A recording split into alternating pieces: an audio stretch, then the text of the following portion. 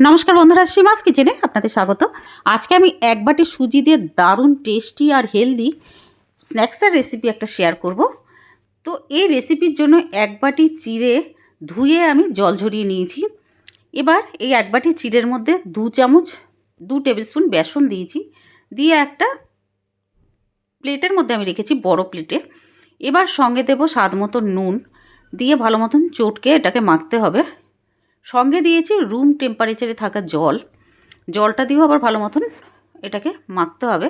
Basically এটাকে আটা যেমন ডো বানায় না, ওইরকমই বানাতে হবে। সঙ্গে দিয়েছি ছোটো চামচের হাফ চামচ মিঠা সোডা, খাবার সোডা, আর একটু জল দিয়ে ভালো মতন এটাকে মাখতে হবে। এবার 1 চামচ রেড চিলি পাউডার আর 1 চামচ ড্রাই রোস্ট করা জিরের পাউডার, সঙ্গে ঘি মেল্ট করে রেখেছিলাম, ওই ঘিটা একটু দিয়েছি, যাতে এই যে বলসটা তৈরি হবে না, এটা ক্রিস্পি আর সুন্দর খাস্তা হয় খেতে। সঙ্গে এবার দিয়েছি 1 চামচ রেড চিলি পাউডার আর 1 চামচ চাট মশলা, সঙ্গে আর একটু ঘিটা দিলে সুন্দর গন্ধটাও আসবে। এবার ভালো মতো মাখতে হবে। মেখে এটাকে একটা ভেজা রুমাল দিয়ে ঢেকে রেখে দিতে হবে 15 মিনিটের জন্য। এবার একটা প্যানে তেল দিয়েছি, তেলটা গরম হতে 2টো মিডিয়াম সাইজের কুচনো পেঁয়াজ দিয়ে ভাজতে হবে।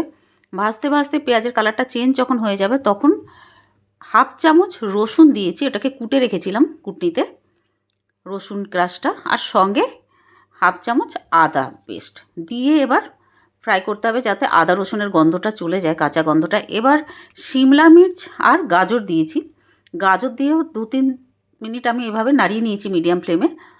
এবার দিয়ে দিতে হবে কুচনো টমাটোটা দিয়ে, একটা মিডিয়াম সাইজের টমেটো দিয়ে 1 থেকে 2 মিনিট নাড়ার পরে এবার 100 গ্রাম পনির দিয়েছি, পনিরটাকে গ্রেট করে দিয়েছি। আপনারা হাত দিয়েও এটাকে ম্যাশ করে দিতে পারেন। পনিরটা দেওয়ার পরে 2 মিনিট মতন নাড়িয়ে নিয়েছি। তারপরে দিয়েছি কাঁচা লঙ্কা কুচি, আর সঙ্গে শুকনো লঙ্কা হাফ চামচ, আর 2 চামচ দিয়েছি চাট মশলা, আর স্বাদ মতো নুন, আর সঙ্গে দিয়েছি ফ্রোজেন সুইটকর্ন দিয়ে এটাকে 2 থেকে 3 মিনিট নাড়িয়ে নিতে হবে। চাট মশলার পরিবর্তে বন্ধুরা আপনারা চাইলে আমচুর পাউডারও দিতে পারেন, কিন্তু আমি চাট মশলাটা দিয়েছি। এবার 3 থেকে 4 মিনিট নাড়ার পরে দিয়ে দেব মোজারেলা চিজ, আর উপর থেকে দিয়ে দেব চিলি ফ্লেক্স। এবার আর নাড়াবো না, এইভাবে রেখে দেবো।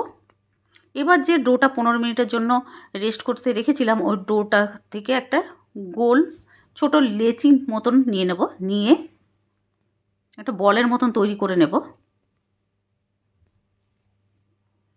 এবার এই বলটার মধ্যে এই যে মিশ্রণটা আমি বানিয়েছি ভেজিটেবল দিয়ে, ওই মিশ্রণটা ভরে দেব, দিয়ে এটাকে ফোল্ড করে গোল করে নেব। এইভাবে সবগুলো আমি বানিয়ে নেব বন্ধুরা। এবার আপনারা চাইলে না এটাকে ডিপ ফ্রাই করতে পারেন, কিন্তু আমি হেলদি বানাচ্ছি, এই জন্য ডিপ ফ্রাই করবো না। যে আপে প্যান হয় না, ওই প্যানের মধ্যে আমি অল্প অল্প তেল দিয়ে এটাকে এই বলসগুলোকে দিয়ে দেব,